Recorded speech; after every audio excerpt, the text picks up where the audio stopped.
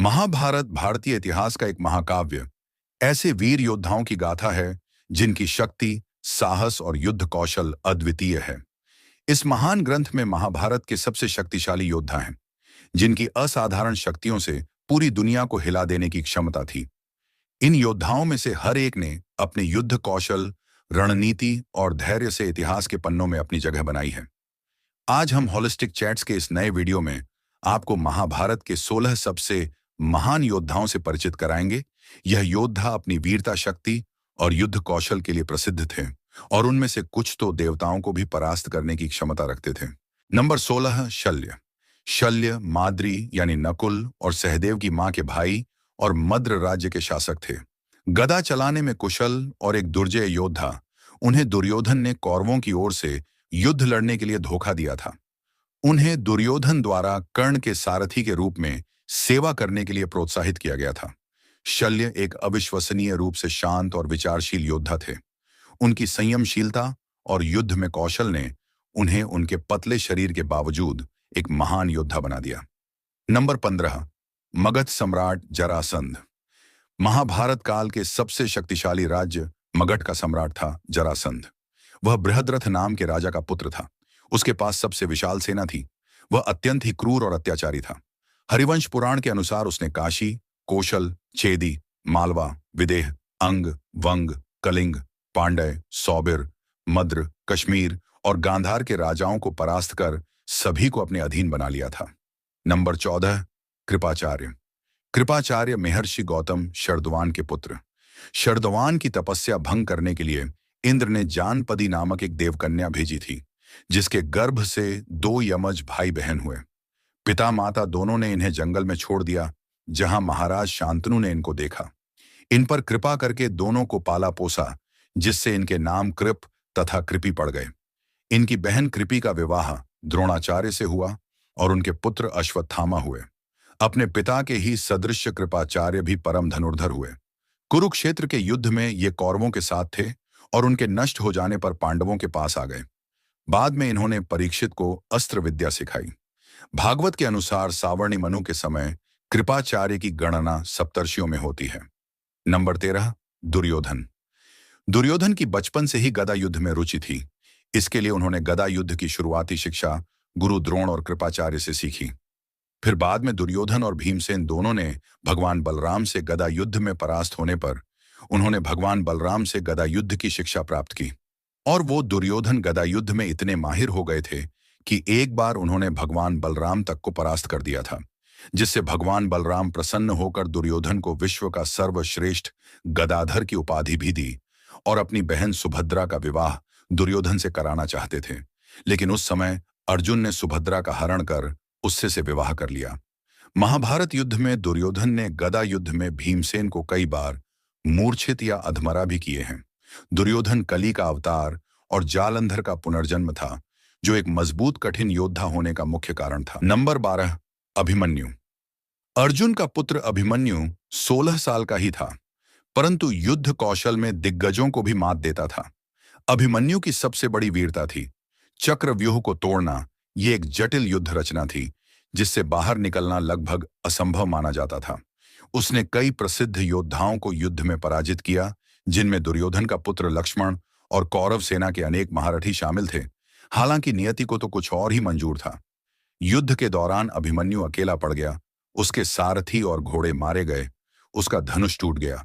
निहत्थे होने के बावजूद उसने हार नहीं मानी। उसने टूटे रथ के पहिए को हथियार बनाकर लड़ना जारी रखा। कौरवों के 6 महारथियों द्रोणाचार्य, कर्ण, कृपाचार्य, कृतवर्मा, अश्वत्थामा और शकुनी ने मिलकर धर्म युद्ध के नियमों का उल्लंघन करते हुए अभिमन्यु पर आक्रमण किया और उसे वीर गति प्राप्त हुई। यही उसकी अमर कहानी और वीरता के किस्से युगों युगों तक याद की जाएगी। नंबर 11, भगदत्त। भगदत्त नरकासुर के पुत्र, प्राग ज्योतिष के राजा। भगदत्त अपने विशालकाय हाथी सुप्रतीक पर सवार होकर युद्धभूमि में उतरते थे। हाथियों के युद्ध में उनकी कुशलता अद्वितीय थी। उनका हाथी सुप्रतीक विशाल, शक्तिशाली और लगभग अपराज था। सुप्रतीक इंद्र के ऐरावत के समान बलशाली था। वृद्ध होने के बावजूद भगदत्त में अदम्य वीरता का वास था। कुरुक्षेत्र युद्ध में वे सबसे वरिष्ठ योद्धाओं में से एक थे। शायद भीष्म और द्रोणाचार्य से भी अधिक उनका सामर्थ्य ऐसा था कि वे भीम और घटोत्कच जैसे शक्तिशाली योद्धाओं को भी परास्त कर सकते थे। उनके पास एक अमोघ अस्त्र था जिसे स्वयं भगवान विष्णु ने उन्हें प्रदान किया था, वैष्णव अस्त्र। यह अस्त्र अपनी दिव्य शक्ति के कारण किसी भी लक्ष्य को भस्म कर सकता था। भगदत्त ने इस अस्त्र का प्रयोग अर्जुन के विरुद्ध किया, परंतु भगवान कृष्ण ने अपने चमत्कार से इस अस्त्र को माला में बदल दिया। नंबर 10, सात्यकी। सात्यकी महाभारत के रण में जहां भीष्म, अर्जुन, कर्ण जैसे नाम युद्ध के पर्याय बन गए, वहीं कुछ ऐसे योद्धा भी थे जिनकी वीरता को इतिहास के पन्नों में उतना स्थान नहीं मिला। ऐसे ही एक अविस्मरणीय योद्धा थे यादव कुल के सात्यकी। उन्होंने शस्त्रों का ज्ञान अर्जुन से प्राप्त किया था, साथ ही वह एक बेहतरीन तलवारबाज भी थे।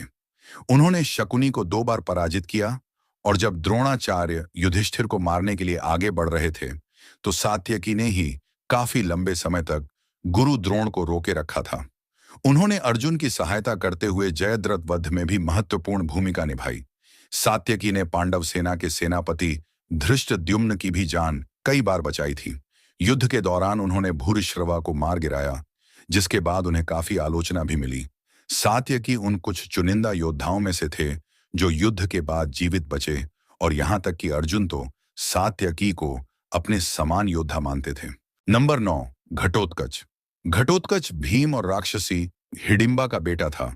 उसकी मां के कारण वह आधा राक्षस था, जिससे उसे कई मायावी शक्तियां मिली थीं। वह उड़ सकता था, अपना रूप छोटा या बड़ा कर सकता था, और अदृश्य भी हो सकता था। उसने कई राक्षसों को मारा, जिनमें अलम्भूषा और बहुत सारे विशालकाय असुर भी शामिल थे।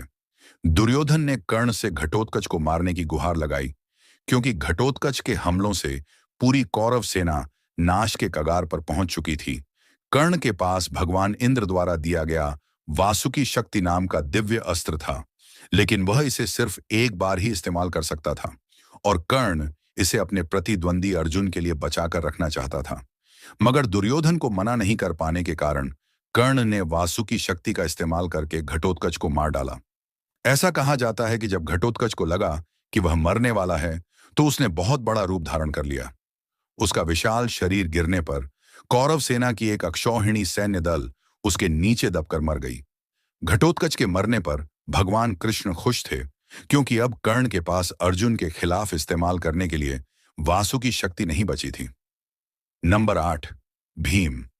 वायु देवता ने कुंती और पांडु को पुत्र प्रदान किया, और भीम का जन्म हुआ। 10,000 हाथियों के बल से समृद्ध उसकी गर्जना युद्ध भूमि पर कंपन पैदा कर देती थी। गदा युद्ध में वह दुनिया के सबसे बेहतरीन और कुशल योद्धाओं में से एक था, और साथ ही एक महान पहलवान भी था। भीम को कृपाचार्य और द्रोणाचार्य ने शिक्षा दी थी। बचपन से ही भीम की कौरव से, खासकर दुर्योधन के साथ दुश्मनी चलती थी। द्रोणाचार्य और कृपाचार्य के मार्गदर्शन में वह एक अजय योद्धा बन चुका था, जिसके रौद्र रूप से खलनायकों के रोंगटे खड़े हो जाते थे। उसने हिडिंब और बकासुर जैसे कई राक्षसों का वध किया। जरासंध मगध का शक्तिशाली राजा अपनी अत्यधिक शक्ति के लिए जाना जाता था। भीम ने जरासंध को कुश्ती में पराजित किया और उसे बीच से फाड़कर मार डाला। किचक द्रौपदी को परेशान करने का प्रयास करता था। भीम ने उसे फर्श पर पटक पटक ही मार डाला। कुरुक्षेत्र युद्ध में भीम ने 100 के 100 कौरव भाइयों को मार डाला।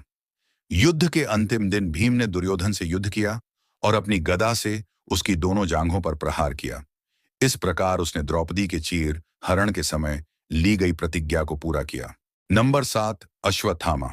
द्रोणाचार्य का पुत्र अश्वत्थामा युद्ध में गरजता तूफान था। उसके माथे पर अलौकिक तेजस्वी मणि जगमगाती थी, जो उसे भूख, प्यास, थकान और बीमारियों से बचाती थी, जिससे वह लगभग अजय हो गया था। अश्वत्थामा के पास दिव्य अस्त्रों का भरमार था। उसके तरकश में ब्रह्मांड को नष्ट करने वाला ब्रह्मास्त्र और सृष्टि को लील लेने वाला नारायणास्त्र जैसे महाविनाशकारी शस्त्र थे। युद्ध के 14वें दिन उसने राक्षसों की एक पूरी सेना को मार डाला, जिसमें घटोत्कच का पराक्रमी बेटा अंजन पर्व भी शामिल था। उसने घटोत्कच को भी हरा दिया और उसके माया जाल को तोड़ दिया। साथ ही उसने घटोत्कच की एक अक्षौहिणी सेना को भी नष्ट कर दिया था। अश्वत्थामा का सबसे कुख्यात कार्य युद्ध के 18वें रात का ढावा था, जहां उसने सोते हुए द्रौपदी के पुत्रों का भीषण हत्याकांड किया था। वहां उसने धृष्टद्युम्न और शिखंडी को भी मार डाला, जो कि युद्ध के नियमों के विरुद्ध था। नंबर 6, द्रोणाचार्य। गुरु द्रोणाचार्य, कौरवों और पांडवों के राजगुरु गुरु द्रोण, वह महान गुरु युद्ध कलाओं और रणनीतियों में निपुण थे और युद्ध के सभी रूपों में अत्यधिक कुशल थे। उनकी युद्ध तकनीक इतनी सटीक और घातक थी कि मानो वह युद्ध के मैदान पर एक शतरंज का खेल खेल रहे हों। गुरु द्रोण एक से बढ़कर एक दिव्य अस्त्रों के झाता थे। परशुराम ने उन्हें दिव्यास्त्र की गहन विद्या सिखाई, जिसमें उन अस्त्रों को बुलाने और वापस लेने के मंत्र भी सम्मिलित थे।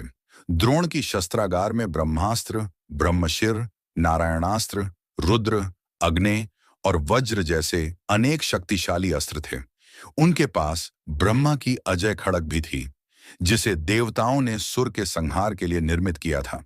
इस खड़ग को अस्सी कहा जाता था और यह मान्यता थी कि जो कोई भी इसे धारण करता वह अजय हो जाता। युद्ध के 13वें दिन द्रोणाचार्य ने अपनी चतुराई से चक्रव्यूह का निर्माण किया, जिसका उद्देश्य युधिष्ठिर को बंदी बनाना था। उन्हें पता था कि केवल अर्जुन और कृष्ण ही इस व्यूह को भेदने की कला जानते हैं। अभिमन्यु को इस व्यूह को भेदने का ज्ञान तो था, परंतु वापस निकलने का मार्ग उन्हें मालूम नहीं था। इसी चक्रव्यूह में अभिमन्यु को अधर्मी तरीके से मारा गया था। गुरु द्रोण ने ब्रह्मास्त्र जैसे दिव्यास्त्र का प्रयोग सामान्य सैनिकों के खिलाफ किया, जो कि युद्ध नीति के अनुसार अनुचित था। नंबर 5, अर्जुन। अर्जुन पांडु और कुंती के तीसरे पुत्र थे। उनका जन्म इंद्रदेव की कृपा से हुआ था, इसलिए उन्हें देवराज इंद्र का पुत्र भी कहा जाता था। छोटी उम्र से ही अर्जुन एक असाधारण धनुर्धर के रूप में उभरे। अर्जुन के गांडीव धनुष से छूटे बाण शत्रुओं के कवच को चीरते हुए उनके प्राणों को क्षण भर में लील लेते थे। अर्जुन ने सुना कि द्रुपद अपनी पुत्री के लिए एक स्वयंवर का आयोजन कर रहे हैं। प्रतियोगिता में धनुष से पानी में परछाई देखकर एक सुनहरी मछली की आंख में बाण मारना था। स्वयंवर में शामिल लगभग सभी राजाओं को यह चुनौती पूरी करने में असफलता मिली। अंत में अर्जुन ने अपनी अद्भुत शक्ति और अचूक निशाने से इस प्रतियोगिता को जीत लिया और द्रौपदी को अपने साथ ले गए। असंख्य दिव्य अस्त्रों से लैस अर्जुन एक ऐसे योद्धा थे जिनके शौर्य से रोंगटे खड़े हो जाते थे। उनके सबसे प्रमुख हथियारों में से एक था गांडीव अग्निदेव से प्राप्त एक अलौकिक धनुष, जिसकी शक्ति अपरम थी। उनके पास पशुपतास्त्र भी था, जो भगवान शिव द्वारा प्रदत्त एक विनाशकारी अस्त्र था। पशुपतास्त्र, वह अस्त्र जिसके नाम में ही कंपन था। महादेव का प्रलयंकारी वरदान, जिसका स्पर्श विनाश का पर्याय था। ब्रह्मास्त्र, सृष्टि के रचयिता का ही विनाश का मंत्र, आधुनिक परमाणु अस्त्र के समान अर्जुन के ही अस्त्रों में से एक था। उनके शस्त्रागार में अन्य भयानक अस्त्र भी शामिल थे, जैसे इंद्रास्त्र, जो वज्रपात का प्रहार करता था, अग्नि वर्षा वाला अग्नि अस्त्र और जल का आह्वान करने वाला वरुणास्त्र। यह दिव्य अस्त्र न केवल शक्तिशाली थे, बल्कि देवताओं के अनुग्रह और अर्जुन के आध्यात्मिक बल के भी प्रतीक थे। यह अस्त्र ऐसे थे मानो युद्ध भूमि पर स्वयं देवता अर्जुन के साथ खड़े हों। महाभारत के अनुसार युद्ध के 10वें दिन शिखंडी और अर्जुन दोनों एक ही रथ पर सवार थे और दोनों ने भीष्म से युद्ध किया। भीष्म ने शिखंडी पर बाण नहीं चलाए क्योंकि वे एक स्त्री थे, परंतु सिर्फ एक दिन के लिए अर्जुन ने इस अवसर का भरपूर लाभ उठाया। अर्जुन ने शिखंडी की आड़ में भीष्म को बाणों से घायल कर दिया, जिससे वे युद्ध भूमि में शरशैया पर लेट गए। युद्ध के 12वें दिन अर्जुन ने अपनी अतुलनीय धनुर्विद्या से प्राग ज्योतिष के शक्तिशाली राजा भगदत्त और उनके विशालकाय हाथी सुप्रतिक को मार गिराया। युद्ध के 14वें दिन अर्जुन ने कौरव सेना में घुसकर 2 अक्षौहिणी सेना का संहार किया। अंत में उन्होंने जयद्रथ का सिर भी धड़ से अलग कर दिया। इसी दिन उन्होंने इंद्रास्त्र का प्रयोग करके कंबोज राज्य के राजा सुदर्शी को भी मार गिराया। युद्ध के 17वें दिन अर्जुन और कर्ण के बीच होने वाली महानतम लड़ाई की प्रतीक्षा सभी को थी। जब यह भयानक मुकाबला हुआ तो दोनों ओर से अपरिमित शक्ति के साथ बाणों की वर्षा की गई। जब कर्ण बिना किसी शस्त्र के रह गए, तब अर्जुन ने दिव्य अस्त्र अंजलिका अस्त्र के प्रयोग से उनका अंत कर दिया। नंबर 4, कर्ण। महाभारत में कर्ण एक ऐसा वीर था जिसकी कहानी दिल को चीर देती है। क्रूर भाग्य और अन्याय की जंजीरों में जकड़ा हुआ वह प्रेम का भूखा योद्धा था, पर मित्रता के लिए वह अपना सर्वस्व न्योछावर करने को तैयार था। सूर्यदेव के अंश से जन्मा कर्ण अपने दिव्य कवच और कुंडल से अलंकृत था। ये वरदान उसे जन्मजात अमृतत्व प्रदान करते थे। कर्ण के पास भार्गवस्त्र नाम का एक विनाशकारी अस्त्र था, जो उसने अपने महान गुरु परशुराम से प्राप्त किया था। युद्ध के 17वें दिन उसने पांडव सैनिकों के लाखों सैनिकों को मारने के लिए भार्गवस्त्र का आह्वान किया। विजय धनुष भगवान शिव का अमोघ ऐसा धनुष जिसे कोई भी अस्त्र छीन नहीं सकता था। कर्ण एक महान दानी था, कोई भी उसके पास से खाली हाथ नहीं लौटता था। उसने अपने जन्म सिद्ध दिव्य कवच तक दान कर दिए, मानो दान ही उसका धर्म था। एक बार कर्ण ने दान देने में अपनी अदम्य क्षमता का परिचय दिया। उसने दान के लिए अपने कवच और कुंडल तक दान कर दिया। इससे प्रभावित होकर देवराज इंद्र ने कर्ण को वासवी शक्ति प्रदान की। इंद्र ने कहा, इस अस्त्र से तुम देवताओं, असुरों, राक्षसों, यक्ष, किन्नरों और सर्पों में से जिसे भी मारना चाहो निश्चित रूप से मार सकते हो, लेकिन इसे सिर्फ एक बार ही इस्तेमाल किया जा सकता था। कर्ण के पास ब्रह्मास्त्र भी था। हालांकि विडंबना यह थी कि कर्ण को अपने गुरु परशुराम जी का श्राप था। श्राप के कारण युद्ध के निर्णायक क्षण में जब उन्हें ब्रह्मास्त्र की सबसे ज्यादा जरूरत होगी, तो वे इसके मंत्र भूल जाएंगे। अर्जुन के साथ अपने अंतिम युद्ध में खून सूख चुका था। बदन तीरों से छलनी था, मानो भाग्य के सारे तीर एक साथ उस पर बरस रहे हों। रथ कीचड़ में ढंसा हुआ था, मानो युद्ध भूमि खुद ही उनका साथ छोड़ रही हो। उन्होंने ब्रह्मास्त्र का प्रयोग करने का प्रयास किया, लेकिन परशुराम जी के श्राप के कारण वे इसके मंत्र को भूल चुके थे। वासवी शक्ति भी घटोत्कच पर खर्च हो चुकी थी। ऐसा लग रहा था मानो भाग्य उनका मजाक उड़ा रहा हो। जब वे रथ का पहिया निकालने के लिए नीचे उतरे, तो उन्होंने युद्ध रोकने के लिए अर्जुन से निवेदन किया। युद्ध के नियमों के अनुसार ऐसा करना सही नहीं था, लेकिन कृष्ण ने अर्जुन को युद्ध जारी रखने के लिए प्रेरित किया। उन्होंने तर्क दिया कि कर्ण ने पहले ही युद्ध के नियमों को तोड़ दिया था, जब उन्होंने अभिमन्यु वध किया था। नंबर 3, भीष्म। भीष्म पितामह के नाम से पूज्य गंगा पुत्र, जिन्होंने अपने पिता के सुख के लिए जन्म सिद्ध सिंहासन को ठुकरा दिया और आजीवन ब्रह्मचर्य का व्रत लेकर अग्नि की तरह तपते रहे। इस अद्वितीय त्याग के कारण उन्हें भीष्म की उपाधि मिली और साथ ही अपने पिता शांतनु से उन्हें वह वरदान प्राप्त हुआ। उन्हें इच्छा मृत्यु का वर भी मिला, यानी उनकी मृत्यु का समय उनके ही इशारों पर नाचता था। भीष्म और परशुराम की लड़ाई महाभारत की एक प्रमुख घटनाओं में से एक है। एक भयंकर युद्ध छिड़ा। भीष्म अपनी प्रतिज्ञा की धार पर अडिग वज्र की तरह खड़े रहे। 23 दिनों तक युद्ध गर्जा दिव्यास्त्रों का प्रलय बरसाता रहा।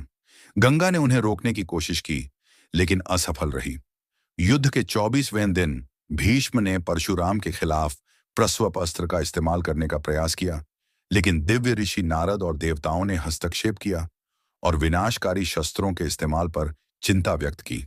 कुरुक्षेत्र के मरण में कौरव सेनापति के रूप में भीष्म खुद युद्ध नहीं, बल्कि विनाश का पर्याय बन गए। 5 पीढ़ियों को पार कर चुके वृद्ध भीष्म उस युद्ध में ऐसे लड़े मानो युद्ध का देवता खुद युद्ध भूमि पर अवतरित हो। हर रोज 10,000 सैनिकों और 1,000 रथों को रोनते हुए वे आगे बढ़ते रहे। युद्ध से पहले कृष्ण ने वचन दिया था कि वे हथियार नहीं उठाएंगे, मगर भीष्म का रौद्र रूप देख अर्जुन भी विचलित हो उठे। एक बिंदु पर जब अर्जुन असहाय हो गया और मृत्यु के खतरे का सामना कर रहा था, कृष्ण युद्ध क्षेत्र में कूद पड़े और भीष्म पर रथ का पहिया फेंकने के लिए दौड़े। भीष्म वह वीर थे जिसने भगवान को भी अपना वचन तोड़ने पर विवश कर दिया। 10वें दिन के युद्ध में अर्जुन शिखंडी के सारथी बनकर उनके साथ गए। दोनों मिलकर भीष्म से लड़ने गए। भीष्म पितामह ने स्त्रियों पर शस्त्र न उठाने की प्रतिज्ञा ली थी।